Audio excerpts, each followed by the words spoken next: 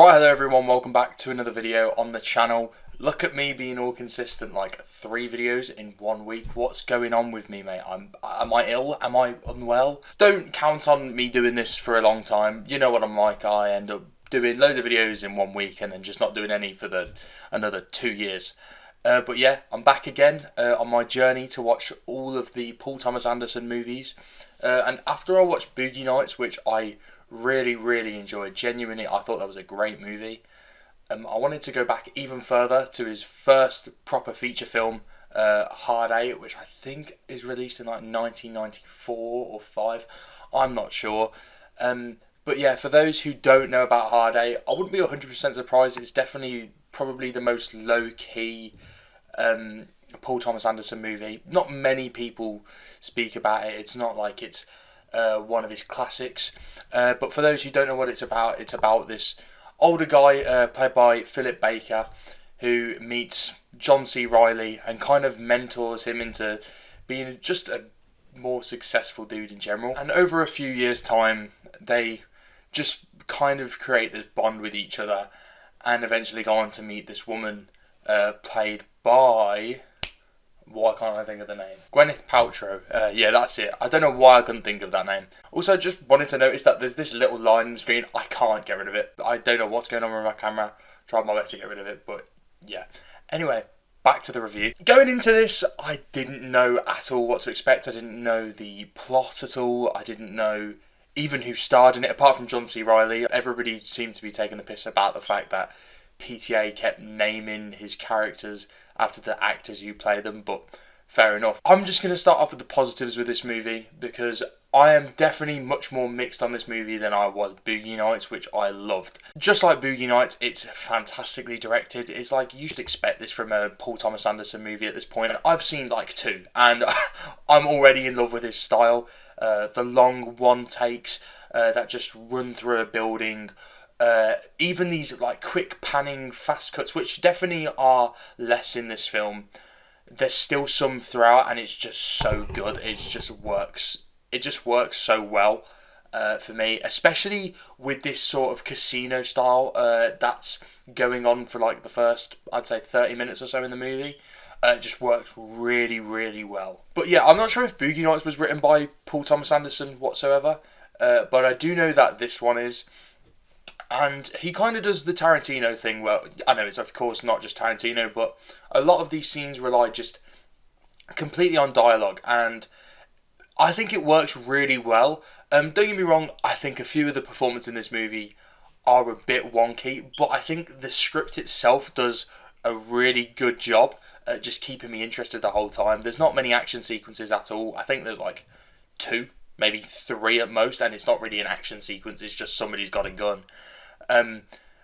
But it really like holds your attention throughout the very little amount of stuff that's actually happening on screen, and just completely just focuses on the dialogue and the characters, just the development of these people in front of you. Speaking about the relationships in this film, Philip Baker's character and John C. Reilly's character, and to be honest, even Gwyneth Paltrow's character, them 3 together, while I don't think they're all great in their performances, I do think that the actual character arcs of each of the characters and how they all interact with each other is really good. I like kind of this father and son thing that's going on with John C. Reilly and Philip Baker. I think it just works really well.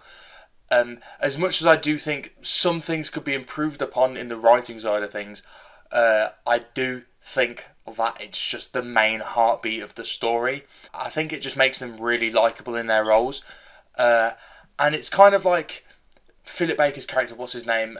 Sidney is like kind of trying to get back that lost parenthood that he had. Considering there's like a short line of dialogue to Gwyneth Paltrow's character about how he is a father, he just doesn't see his kids.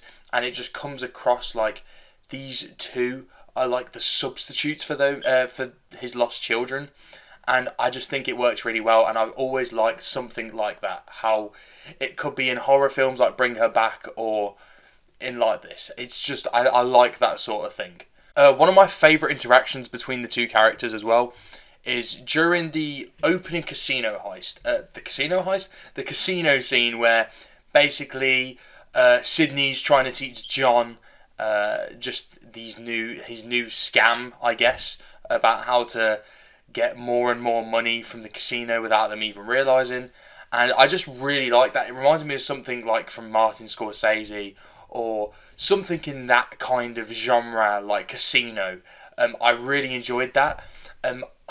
I've always liked those sorts of like little scammy bits. I don't know, it's something that I've always enjoyed in stuff like Better Call Saul as well, which I know is completely different, but I've always enjoyed that sort of work around things. But yeah, basically every interaction with those three characters is just really enjoyable to watch. While I do still have some issues with their performances, which I will get into the later part of the video. But the issues that I do not have with this film though are Gwyneth Paltrow and Samuel L. Jackson. I think they are both great in their roles.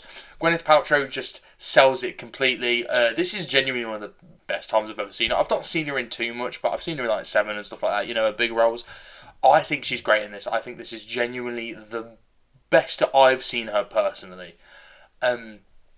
Samuel L. Jackson as well. Of course, he can get a bit, you know, samey sometimes, and he's definitely playing that sort of Samuel L. Jackson character that he plays in all the Tarantino films like Pulp Fiction and Jackie Brown, while, you know, probably being a bit more likeable than Jackie Brown.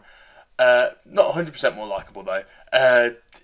There's something about his character specifically, it kind of brings that, not purely just because it's Samuel L. Jackson, but it really kind of shows off that Tarantino influence. I don't know if that's what he was going for at all, Paul Thomas Anderson, but it really feels like a Tarantino movie every time Samuel L. Jackson is in this movie with the dialogue and just his great performance anyway. I do think he probably has the best performance out of everyone, even though he's not a massive character. Every time he's on screen, he's just really enjoyable to watch.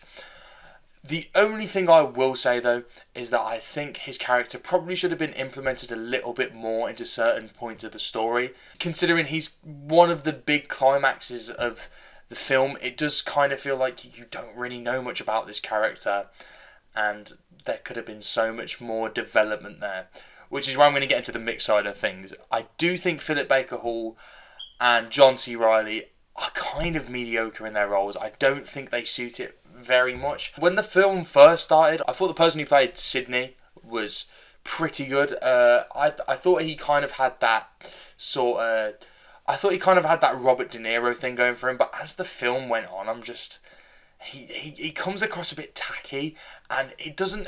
I feel like he definitely cares about the role, but it almost feels a bit made for TV at points. But I do feel like it would have been much better with somebody else in the role of Sydney. And John C. Reilly as well, as I do think he's really good in Boogie Nights, but that's kind of the best he can be, if I'm honest. For a dramatic role, for me personally, I can't imagine him in any more than Boogie Nights. Just a little side character that even still has a bit of a comedic edge to him. And he's a bit of a comic relief in this movie, not massively. I do think he kind of fits the role, the sort of immature wannabe looking up to this father figure. I just don't think it 100% works with his performance, though. He just can't. I just don't think he's that great at acting. He's not terrible, but again, just like Philip Baker Hall, I do think that the movie would have been massively improved upon if these two were substituted for somebody else. But yeah, if this wasn't Paul Thomas Anderson's first feature film, I do think he would have ended up picking somebody else over them too, because I just don't think he would have had the budget or the reputation to really go for somebody that incredible. This film does kind of feel like it's Paul Thomas Anderson sort of learning how to make a movie. Don't get me wrong, there's some fantastic direction, like I said before, like the cinematography is great, the colour palette's great, it just looks really nice on screen, but the way he writes the script, it kind of feels really underdeveloped, and that there's so much possibility there that just hasn't been completely fulfilled, specifically near the second half of the film, where it could have just been doing with just 20 minutes longer. You know, a lot of Paul Thomas Anderson's films are over 2.5 hours long, and this is, I think, 1 hour 40, just over 1 hour 40, and I think it really needs that extra runtime, because the whole twist about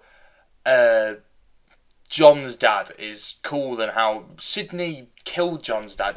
I think it's an interesting idea and definitely works for the characters, but it doesn't go into it any more than that. And while that may be, the choice, it kind of leaves it in open in the air.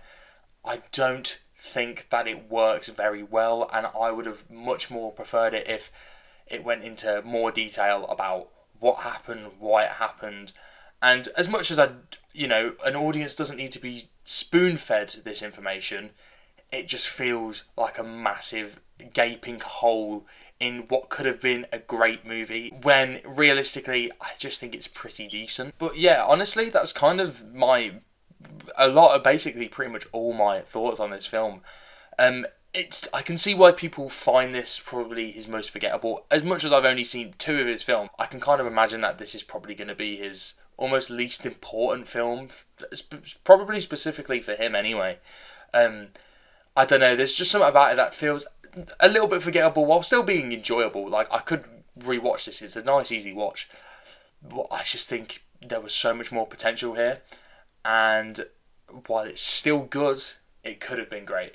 If I'm rating this film, I'd probably give it a 3.5 out of 5. I do think it's good, but it could have been better, like I said before. But yeah, if you guys want to see me review every single Paul Thomas Anderson film, leave a like, subscribe, and just let me know what you think of Hard 8 and what you think of what I thought of it. Yeah, but thank you guys for watching, and I might see you later.